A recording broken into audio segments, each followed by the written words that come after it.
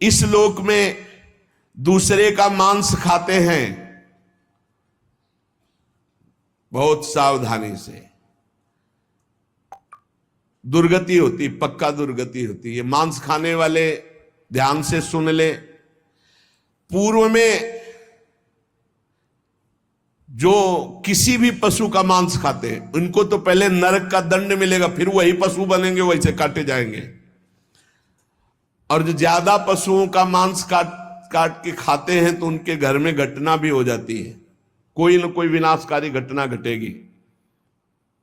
पूज्य श्री भाईजी महाराज हनुमान प्रसाद पोद्दार जी ने एक प्रसंग में बताया कि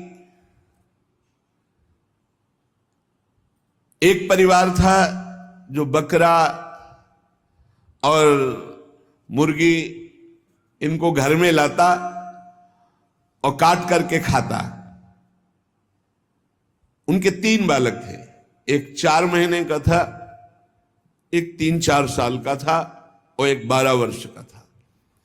वो रोज देखता 12 वर्ष वाला कि ऐसे वो में कर रहा, उसको काट रहे हैं और फिर वो बनाया जाता, खाया जाता है।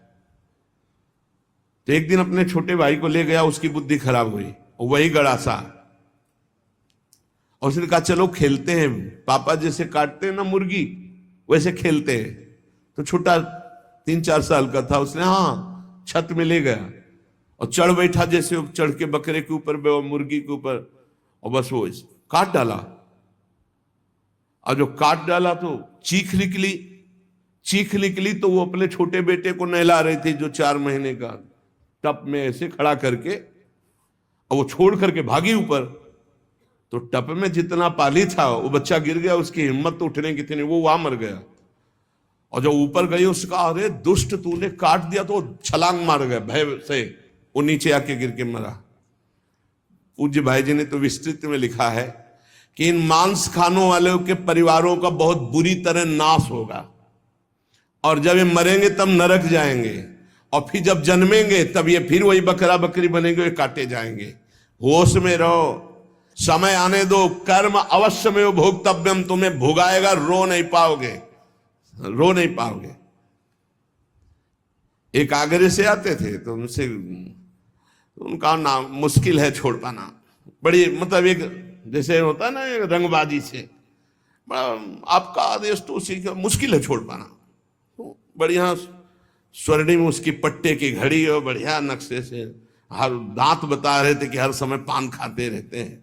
2-3 महीने में झांझरी फिर गई थी। कैसे?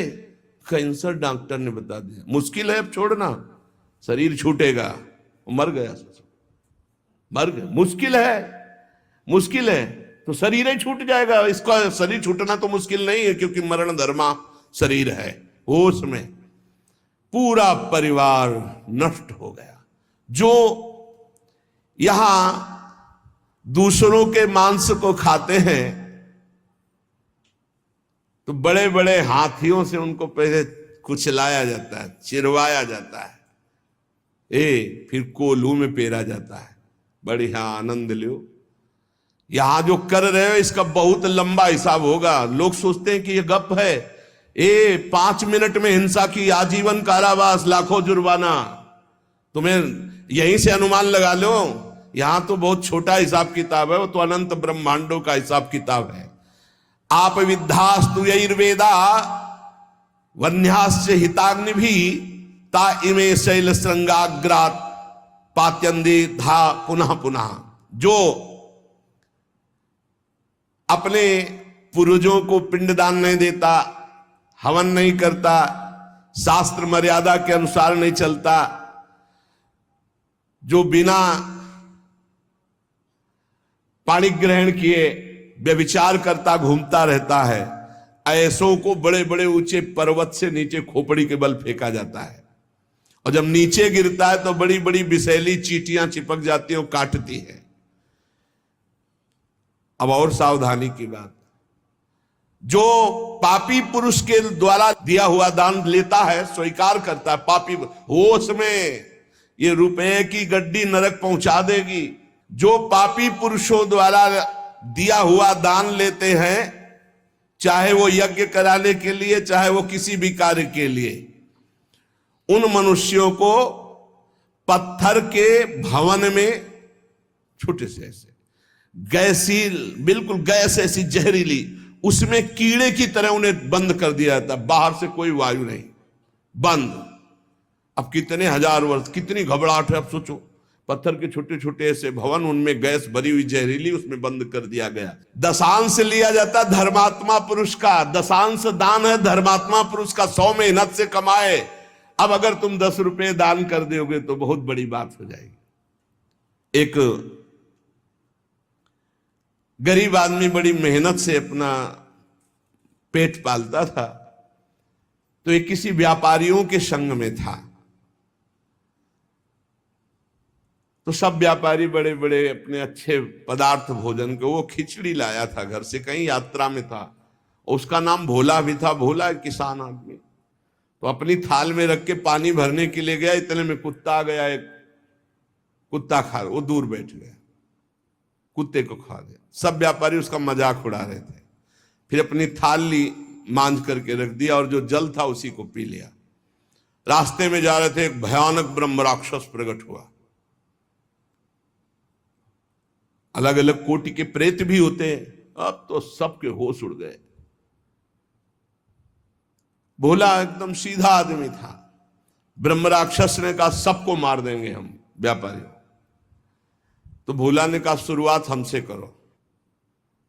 तो उनका तुम्हारे ऊपर तो हाथ नहीं उठा सकते। क्यों?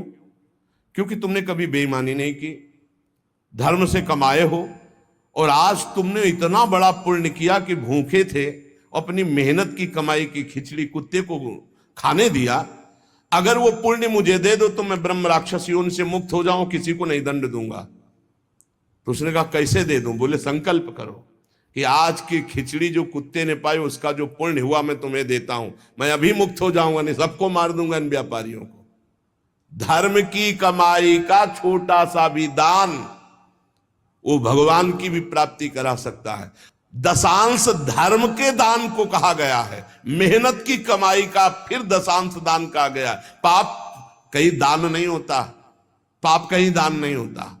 उसका विधान फिर ब्रह्म ऋषि बताते हैं कि आज तक किया, अब कभी पाप नहीं करेंगे, अब क्या करें, तो फिर उसका विधान वो बता देते हैं। ऐसा नहीं कि पाप करते जाओ, दशांश देते जाओ तो बुद्धि भ्रष्ट होती चली जाएगी। जो ये बहुत बड़ा अपराध है, उपकार करने वाले का अपकार कर देता है। कृतज्ञता, कृतज्ञ होना चाहिए। आपके लिए किसी ने उपकार किया, आपको आपका हित किया, आपके संकट में सहयोग किया, तो जीवन भर वो जब दृष्टि में आ जाए तो थोड़ा कृतज्ञ होना चाहिए। ऐसा नहीं कि उसका अपकार कर दो। जैसे गुरुदेव ने मंत्र दिया, उपासना दी, तुम्हारा उपकार किया। खोटी बुद्धि वाला जो कृतज्ञ नहीं रहता, उसको यहां तप्त कुंभ नामक नरक में गिराया जाता है। ये बहुत दुख देने वाला है, ताप ही ताप। और इसमें 80 पत्रवन नरक में जैसे तलवारें हैं, ऐसे किनारे किनारे तलवारें हैं। जिधर ये होता उधर तलवार घुसती, बार बार इसको पीड़ा होती है। फिर उसे अगले कालसूत्र नामक नरक में डाला जाता है। विश्वासघाती, गुरुद्रोही, मित्रद्रोही, इनका उद्धार बहुत मुश्किल होता है। ये यहां नरक में भोग करके भी जब जन्म लेते हैं तो कोढ़ी, दुष्ट स्वभाव वाले, सर्प आदि ऐसी योनियों को प्राप्त होते हैं। यहां जो किसी का सोना चुरा लेते हैं, यहां जो शराब पीते हैं, उन महापापियों को यहां लाया जाता है। और जो शराब पीते हुए गला हुआ लोहा उनको पिलाया जाता है। ए भैया, शराबी जो पिए हो तो बंद कर दो आज से, नहीं आगे इंतजाम कुछ और है। हाँ, जलता हुआ लोहा पिघलता हुआ पिलाया जाएगा, मरोगे है नहीं, बहुत होश में। स्वर्ण की चोरी करने वाले को वैसे ही स्वर्णिम आग के ऊपर फेंक दिया जाता है, भुनो सारे। यहां कोई मानता नहीं, कहते सब झूठ है, भोगोगे तब पता चलेगा तुम्हें। और ऐसे लोग जब नरक से लौटते हैं तो उनको यहां भारी भारी घृणित बीमारियों से पीड़ित होना पड़ता है। राजन, जो नीच, अपवित्र, पापी पुरुष है, वो जब दूसरों से दान लेता है तो नरक में जो बताया गया वो भोग भोगता है, यहां जन्म लेता है गधे का, गधा बनता है। 2 ईंट देखते रहो आराम से। किसको? जो पतितों से, पापियों से दान लेता है, वो न ऊपर तो सुना दंड, और जब मृत्यु लोक में जन्मेगा तो वो गधा बनेगा। चाहे कोई भी हो, तैयार रहो पीठ मजबूत करके ढोने के लिए भार। जो अधिकारी नहीं है, पतित है, उससे जो पैसे के बल से पूजा करवाता, यज्ञ करवाता है, उस द्विज को जब नरक जाके पहले भोगेगा और फिर लौटेगा तो विष्ठा का कीड़ा होना पड़ेगा। जो पैसे के बल से पतितों को भी, आओ पूजा कर ले, आओ यज्ञ करवा देते हैं तुम्हारी, नहीं, पहले जजमान का परीक्षण होता है, अधिकार होता है। ऐसे द्विज को नरक से लौटने पर विष्ठा का कीड़ा होना पड़ता है। जो अपने गुरुदेव के साथ छल करता है, अहंकार करता है, कपट करता है, उसे पागल कुत्ते की योनि मिलती है। उसे नरक भोगने के बाद पागल कुत्ते की योनि मिलती है। जो गुरु की संपत्ति का अपहरण कर लेता है, मनमानी आचरण करता है, तो उसे यहां यही दंड मिलता है, अर्थात कुत्ते की योनि प्राप्त होती है। जो अपने माता पिता वयोवृद्ध का अपमान करता है, कटुवचन करता है, उसे यहां पक्षी की योनि प्राप्त होती है, जो बीमार रहता है हर समय, पक्षी, कष्ट से युक्त पक्षी की योनि। जो अपनी भाई की स्त्री का गलत भाव, तो वो कछुए की योनि प्राप्त होता है, बड़ा कष्ट में जीवन उसका व्यतीत होता है। जो यहां अपने मालिक के साथ दगाबाजी कर देता है, वो बंदर की योनि को प्राप्त होता है। जो दूसरे की धरोहर हड़प लेता है तो नरक भोगने के बाद वो नाली में कीड़ा बन करके रेंगता है। जो दूसरों के दोष देखता रहता है, वो नरक भोगने के बाद यहां अंधा पैदा होता है, आंखों से अंधा पैदा होता है। जो अपने मित्र या अपने प्रियजनों के साथ विश्वासघात करता है, वो मछली की योनि हजारों बार जन्म लेता है। जो मनुष्य यहां जौ, तिल, धान, अन्न इसकी चोरी करता है या अनाज के खेतों में आग लगा देता है, वो नरक भोगने के बाद यहां नेवला और चूहे की योनि प्राप्त करता है। जो पराई स्त्री के साथ संभोग करता है, उसको नरक भोगने के बाद यहां भेड़िया बनाया जाता है। जो पराये पुरुष के साथ संभोग करते हैं, वो वहां नरक भोगने के बाद यहां कुतिया की योनि प्राप्त होती है। कुत्ता, सियार, बगुला, गिद्ध, सांप, कौआ, इन योनियों में क्रम से जाता है जो पराई स्त्री और पराय पुरुष के साथ संभोग करता है। इसे मनोरंजन मत समझो, खिलवाड़ मत समझो। जो खोटी बुद्धि वाला पुरुष अपने बड़े भाई की पत्नी, जो मां के समान है, उसके साथ बलात्कार करता है, वो नरक भोगने के बाद कामी, नाना प्रकार से बीमार पशु योनियों को प्राप्त होता है। कई प्रकार के कष्टों से उसका जीवन युक्त है। जो अपने मित्र की पत्नी से विश्वास दिलाकर, मित्र को विश्वास दिलाकर उसकी पत्नी, वो यहां के सुअर पैदा होता, सुअर बनता है।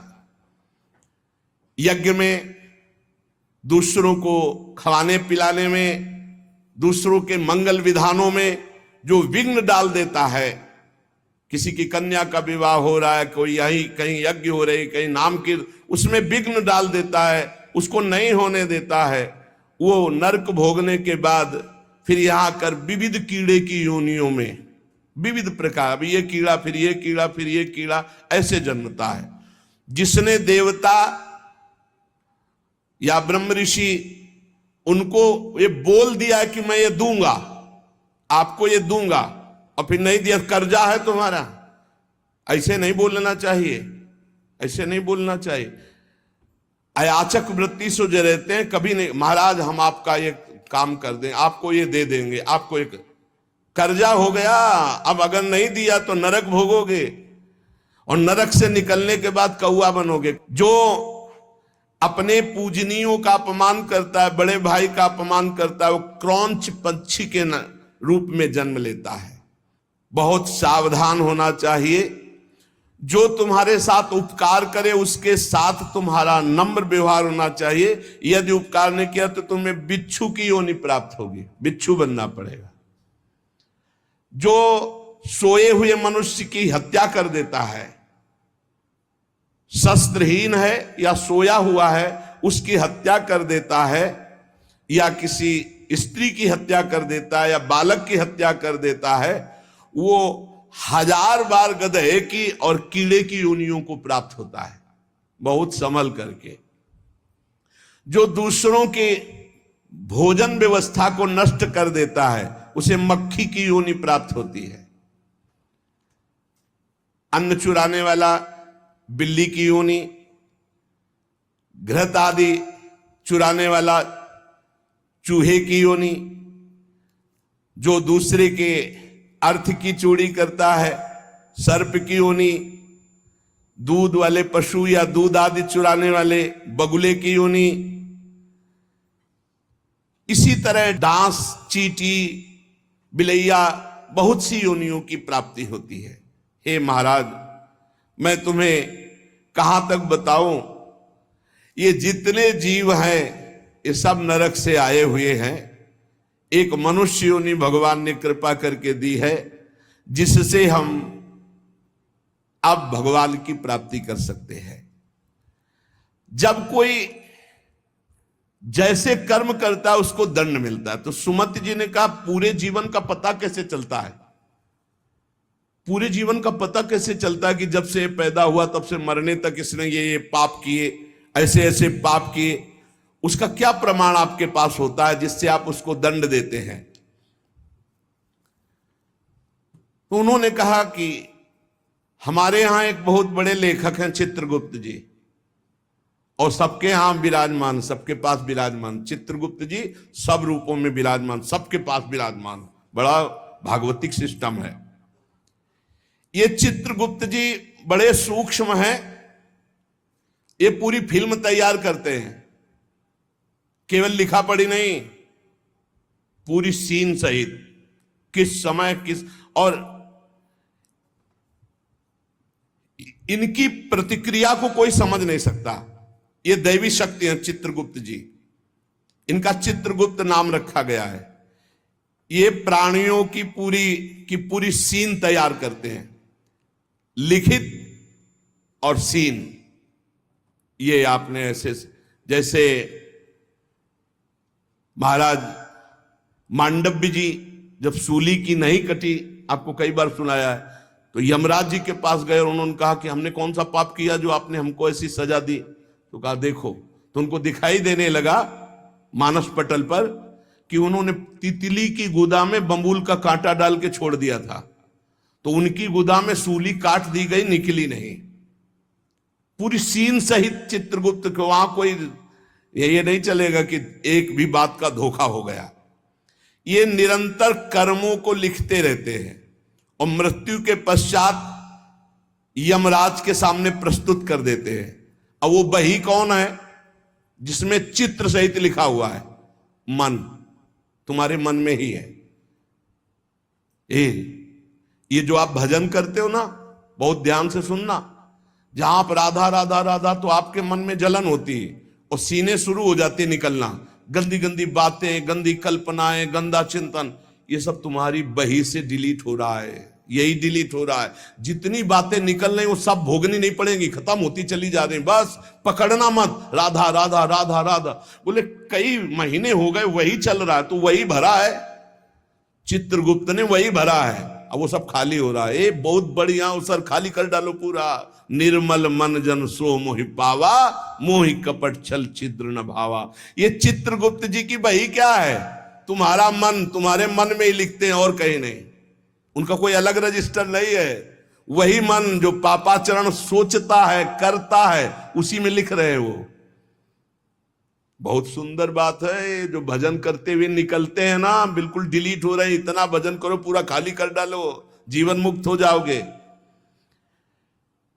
कार्यों का जो भी लेखा जोखा चित्रगुप्त जी लिखते हैं, उसी के अनुसार फल मिलता है। ये चित्रगुप्त जी वास्तव में हमारे अंतर मन में लिख रहे हैं बैठे हुए, जो निरंतर हमारे कार्यों का चित्र सहित लेख कर रहे हैं।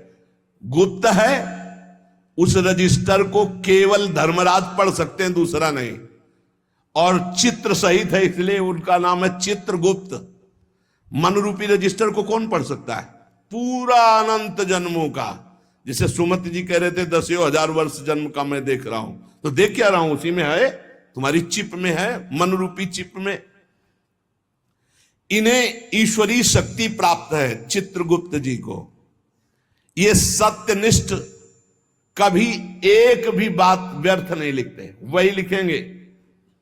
किसी का पक्षपात नहीं रखते। ये निष्पक्ष हर कार्य भागवती की ईश्वरीय शक्ति से सुरक्षित होकर लिखते रहते हैं। और उस लेखन को, उस घटना को जैसी हुई है, चित्र सहित अंकित कर देते, चित्र सहित। कोई चित्रगुप्त की लिखी हुई बात में परिवर्तन नहीं हो सकता।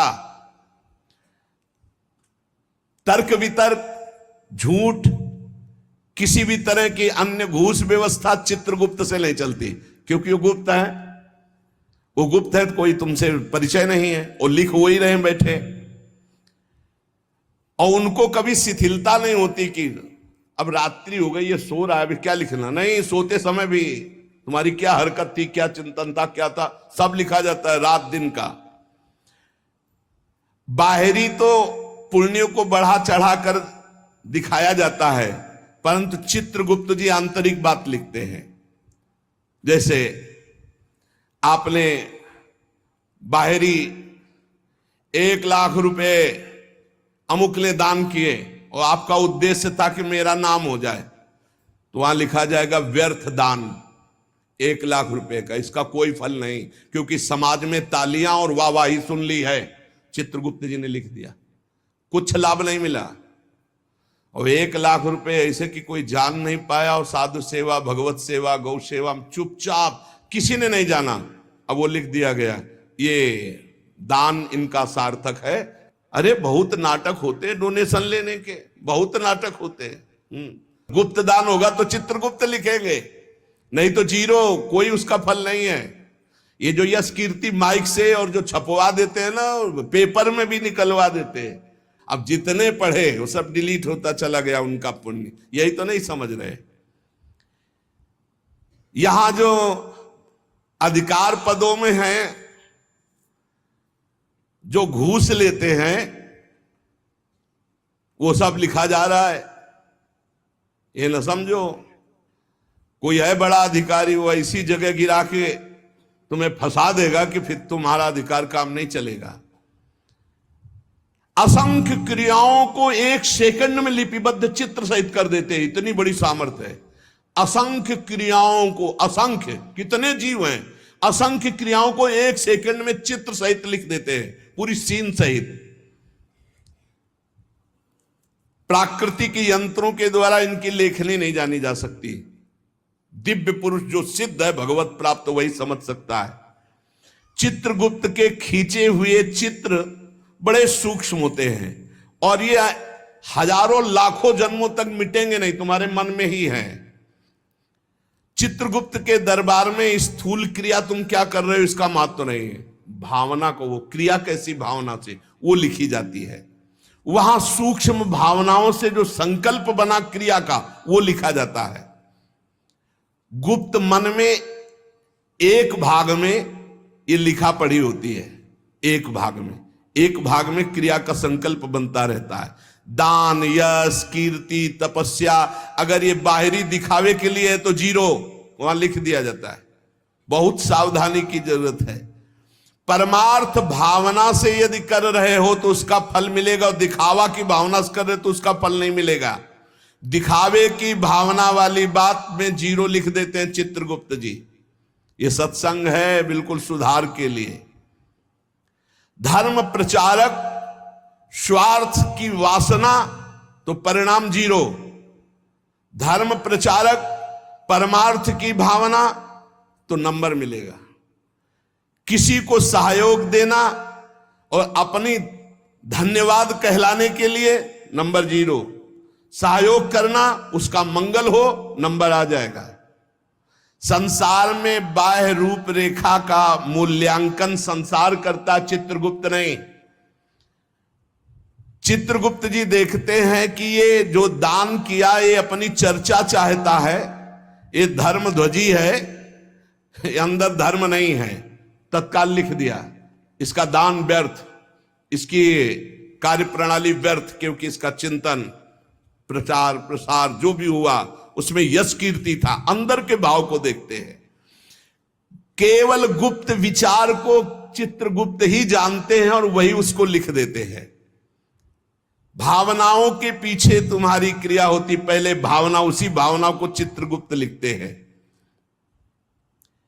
एक गरीब आदमी ने बड़ी मेहनत से कमाकर बहुत दैन्य होकर के 10 रुपए दान किए। उस 10 रुपए के दान के बराबर धनी आदमी का 10 करोड़ रुपया भी नहीं होगा। लेकिन वो गरीब आदमी जो सकुचा करके मुझ गरीब के पास क्या, और 1 रुपया 10 रुपया दिया। इसीलिए हमने देखा बड़े संतों को कि अगर किसान और गरीब आदमी 100 200 500 भी चाहते, लाओ लाओ, और बड़े प्यार से ले लिया। और वहीं 18-20 लाख MLA दे रहे थे तो उनको जाओ नहीं। ऐसे हमने देखा, बड़े गुरुजनों को देखा जो पूर्व में संन्यास मार्ग में थे। क्यों? क्योंकि वो मेहनत से कमाया हुआ, दैन्य होकर के खून पसीने की कमाई वो दे रहा, वो भजन करवाएगा। बहुत सावधानी की।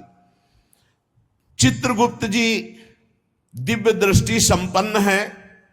वो सबकी सूक्ष्म गुप्त मानसिक, वहीं से सारी क्रियाएं होती हैं, संकल्प से वो सब लिखते रहते हैं। अतः मनुष्य जन्म मिला है, सब प्रकार के बाहरी बनावटों से बचकर सच्चे मार्ग से चलकर भगवान की प्राप्ति इसी जन्म में की जाए। पूज्य भाई जी महाराज ने कहा प्रारब्ध बदल नहीं सकता। ये लोगों का प्रश्न रहता है कि ये भजन करने वाले साधु महात्मा या धर्म से चलने वाले इतना कष्ट क्यों पाते हैं? तो उनका संचित कर्म भस्म हो जाएगा, क्रियमाण निष्फल हो जाएगा, अकर्म हो जाएगा। लेकिन प्रारब्ध उनको भी भोगना पड़ेगा। प्रारब्ध ना तो किसी संकल्प विकल्प अनुष्ठान से काटा जा सकता है, उसको भोग के ही काटा जा सकता है। प्रारब्ध का विनाश नहीं हो सकता। प्रारब्ध ना काटा जा सकता है ना बदला जा सकता है। प्रारब्ध केवल भोगा जा सकता है। बहुत ध्यान से सुनना। परंतु यदि अधिक भजन हो जाए प्रारब्ध से, प्रारब्ध है मानो 50 और भजन हो गया 100, तो नवीन प्रारब्ध की रचना हो जाएगी तुम्हारा कि अब इस जन्म में तुम्हारा कल्याण हो जाएगा, तुम आगे सुख प्राप्त करोगे, तुम उत्तम लोकों को जाओगे। लेकिन पूर्व प्रारब्ध तुम्हें भोगना पड़ेगा। और अगर इतना भजन हो जाए कि पूर्व प्रारब्ध को मिटा दे तो फिर भजन का मतलब क्या रहा? प्रारब्ध मिटा दिया, शरीर छूटा, लाभ तो मिला नहीं। इसीलिए भजनानंदी कभी अपने प्रारब्ध को नहीं मिटाते, प्रारब्ध को भोग लेते हैं और भजन के बल से भगवान को प्राप्त होते हैं। प्रारब्ध में जैसे लिखा हुआ है कि तुम्हारे संतान नहीं होगी और आपने पुत्रेष्टि यज्ञ करवा दी, बहुत उच्च उत्तम आचार्य के द्वारा, मंत्रों के द्वारा, और सिद्ध आपकी यज्ञ हो गई, तो नवीन प्रारब्ध की रचना हो जाएगी। प्रारब्ध में लिखा पुत्र नहीं होगा लेकिन पुत्र हो जाएगा। लेकिन प्रारब्ध में लिखा कि तुम्हें कुष्ठ भोगना पड़ेगा, तो इसके लिए नहीं, इसको तो भोगना ही पड़ेगा। कुछ प्रारब्ध ऐसे है, जैसे आपका प्रारब्ध बहुत बुरा भोगने का है और कोई ऋषि मुनि संत महात्मा आप पर प्रसन्न हो गया, तो नवीन प्रारब्ध की सुख संपादन की व्यवस्था हो जाएगी। या वरदान दे दे वो, जे आपने बहुत कोई यही तमंगल कर दिया और बड़े सुखी हो, और वो साप दे दे तो वहीं से नवीन प्रारब्ध रचना हो जाएगी, अब नष्ट होना शुरू हो जाएगा। आपके प्रारब्ध में नहीं था नष्ट होना, लेकिन वो तपोबल से युक्त है, वो नवीन प्रारब्ध रच देंगे, तुम्हारा बुरा या तुम्हारा भला। देखने में बुरा लगेगा, लेकिन आज तक किसी महात्मा से किसी का बुरा नहीं हुआ। वो साप दे दिए हैं, वो उनको किसी भी योनि में भेज दिए, लेकिन भगवत साक्षात्कार करा दिए। संत ते होए न कारजहारी। प्रारब्ध का निर्माण संचित कर्मों से होता है, जो संचित कर्म जमा है। इसलिए भजन करने वाले को चाहिए कि अनुकूल या प्रतिकूल जैसा प्रारब्ध आवे उसे चुपचाप भोग लो, मिटाने की कोशिश मत करो, भजन से भगवान की प्राप्ति करो। संचित भस्म हो जाए, ये नरकों की दुर्गति से बच जाओ।